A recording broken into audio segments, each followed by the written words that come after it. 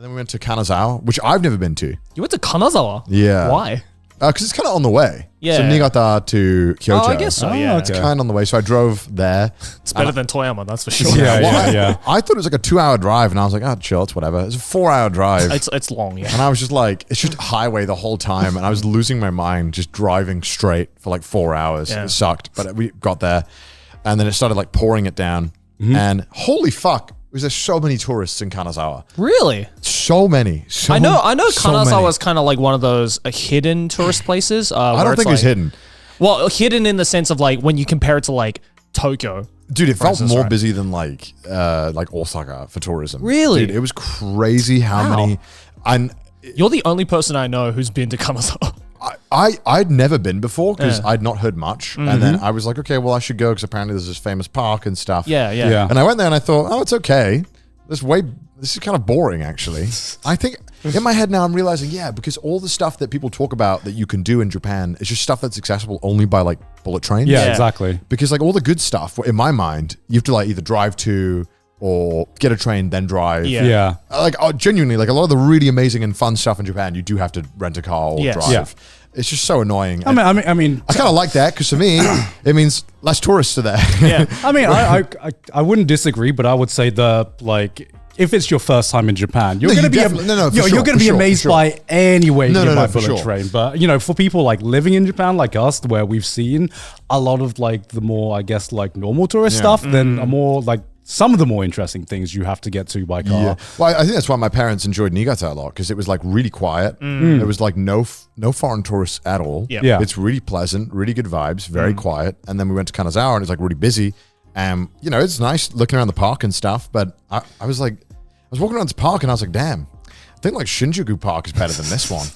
And I was like, and my parents thought that too. And I was like, oh shit, I came all this way to this damn park and I think Shinjuku's better. Yeah. What else is there to do there aside from the park? What is it famous for? I've heard so many, like I know Kanazawa is a really famous tourist attraction for a lot of Japanese people. Yeah, there's a lot of old shopping areas, I think, that are styled after Japanese stuff. We didn't really go to that.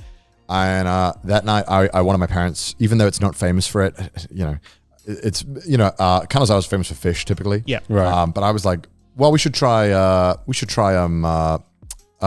What's it called again? Unagi. Unagi. We should try unagi. And I wasn't going to tell them because my dad had mentioned like a few days before, he's like, I don't like eel. And I was like, okay, shit. Okay, well, I don't think this is eel. It's not eel. Bet. And so I was going to not tell them that it was eel. Yeah. And so I found this really nice unagi restaurant that happened to be a chain, actually. They had a few locations around Japan, but it's really good and really good reviews. And went in there and I was like, okay, cool. I'm not going to tell them it's eel. I'm just going to order a bunch of stuff. And sure enough, we sit down. Fucking everything has eels on it. Like theming wise. Like the chopsticks have a giant eel. The menu is one giant eel scroll. And I was like, all right, well, what do they say? What my parents are like, and it's all in fucking kanji, and I can't read it. So, but I know like what to order because I've been to unagi restaurants, and so I got this. So it's not an eel; it's a mudfish. Yeah, I was like, no, it's like an extended fish. Yeah. The menu is, the menu is big. They just stretch it out. It's like a Japanese fish that's only available in Japan. Not an eel. This preface is not an eel. And this unagi, I ordered like a bunch of unagi, and she's like, no, you should get the unagi sharing thing. I was like, what? I've never heard of an unagi sharing thing. Right. And it's basically one of those giant, like in the cooking special where you cook the fish in, giant clay pot. Oh yeah, where they just put all the unagi, and they put like 3 portions in that instead of doing 3 little boxes. That sounds good. And it was super fucking good. Yeah. And my parents loved it. They were like, oh, this shit's good. Did you tell them afterwards? Though? Yeah, I told them it was eel, and they were like, oh yeah, we kind of figured it out.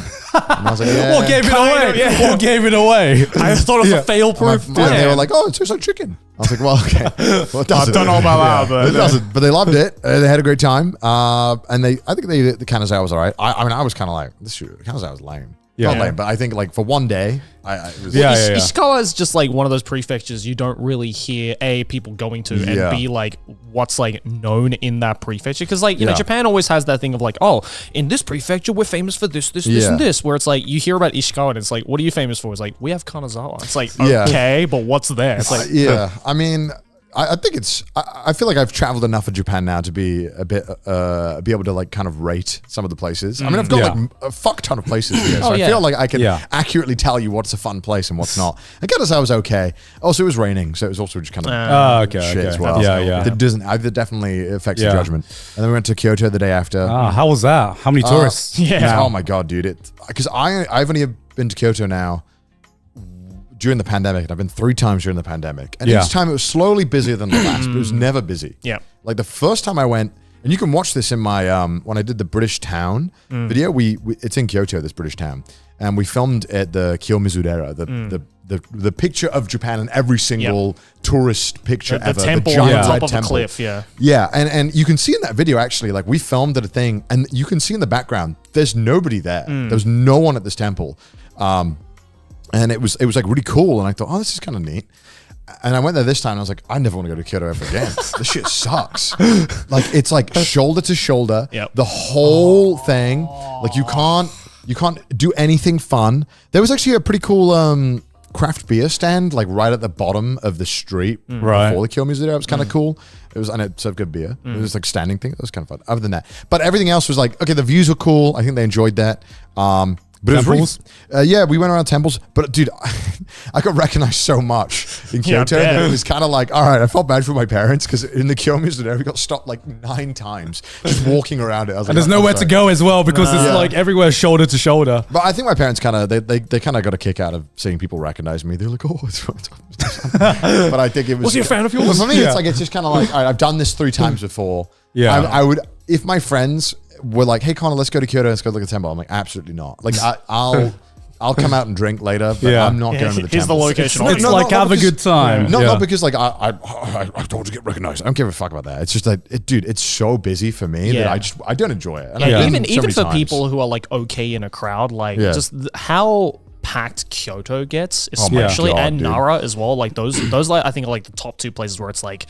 It's literally like going to an anime convention. It's just like you're fucking standing like this, and it's like, and you can't even get like a good view because you have to fucking look over the heads of everyone. It's just like, is it an age thing where you just like, I don't know if it is, but it has been for me because I used to be like so up for like going into big crowds. Like, you know, you felt it's definitely an age thing. Yeah. And then the more older I got, the less patience I had for like big groups of people, to the point where now I would do anything to just avoid it if I can. I think it's an age thing for sure. Because I think all 3 of us are there.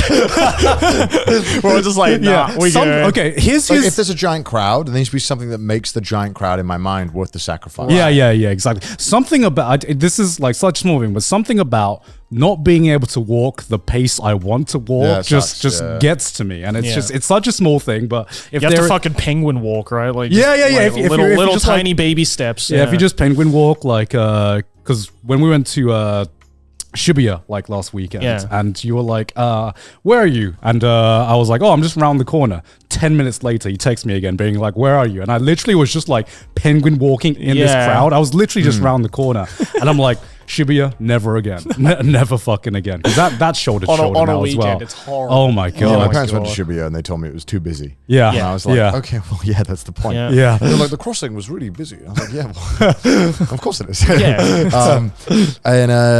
Every night we went out as well. So Kyoto, we went out, and luckily I had a friend who was from Kyoto, who I hung out with a few times when I went last time, and they had shown me a bunch of bars, so it was great because I had a bunch of bars that I knew that were great, they were good vibes, and I like it when they're like not on the street, and a lot of these bars weren't, so it's great because you can actually always get in. And then went to a few cocktail bars, and then I was like, okay, I got an idea. I want to take them. I just looked on my phone. I was like, is there an airsoft bar nearby?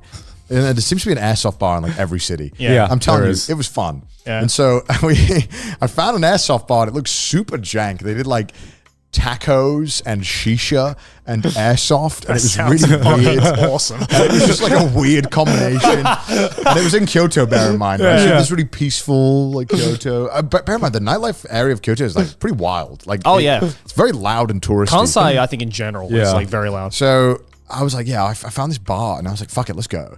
So I take my parents to the shooting bar, And I'm like, yeah, pick a gun. We'll go shoot. We'll shoot it in the shooting range. So I'm like, you gotta have a Japanese experience. Can't get any more Japanese than that. So my dad's like, I'll shoot this one. My mom's like, I don't want to shoot anything. I'm like, no, you should shoot a gun. Shoot a gun in Japan. You gotta shoot a gun.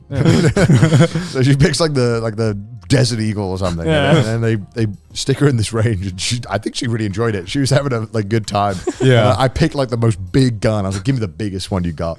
Some the grenade launcher. Yeah, they gave me like some giant assault rifle thing, and I just started fucking. They were all like, they were okay, and then I was like, all right, let me show you how it's done. Like, I was like, it's gaming, and I did pretty good.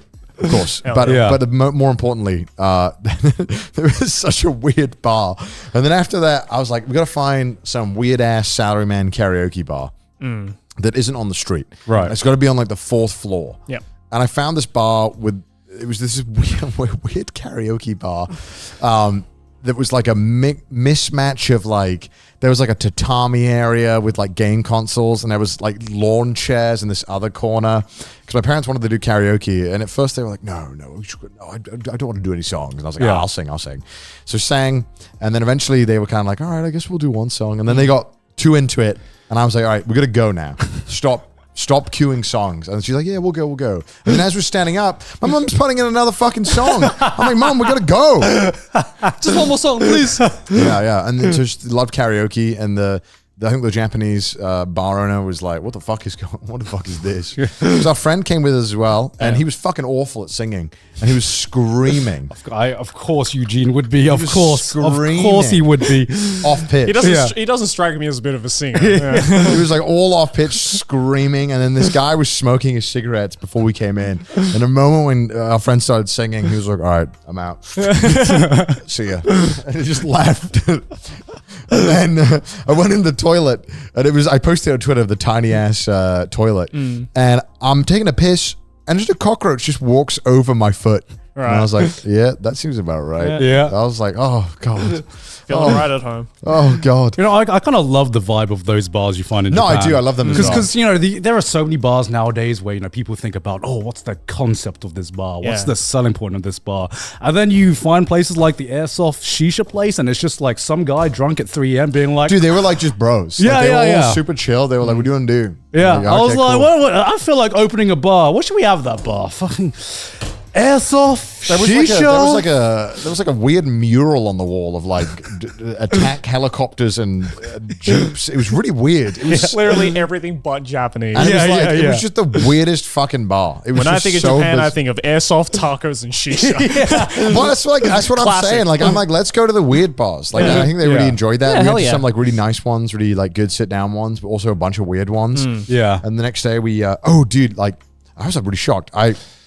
My parents were like, how are we getting to Osaka? I was like, I don't know. I'll figure it out in the morning. It can't be. And I took this for granted. Like, I think people, when they come to Japan, like they feel really like intimidated by like transporting, getting places. Yeah. And I guess because we've just done it so goddamn much, it's like, dude, there's always a way. Yeah. You don't need to worry about it. You can figure it out in the morning. Yeah. And like, luckily, because I knew that Osaka and Kyoto are super close. I was like, I'm sure there's 30 minutes away. Yeah, I'm sure there's like commuter trains that we can get. So I was like, don't worry about it.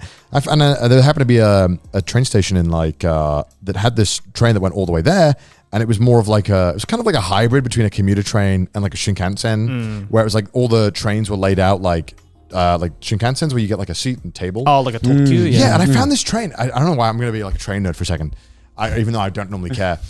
So we went to this like normal ass train, right? And then we go down to the platform, and there was like this kiosk on the platform where you could buy tickets to the premium car. The green car? Not the green car, because this is like a different line entirely. Right. And they had their own branding and shit. And it was like a kiosk. It was like, if you want to go in the premium car, you got to pay to upgrade here. And I thought, okay, fuck it. Let's see what it is. So I go up to the thing.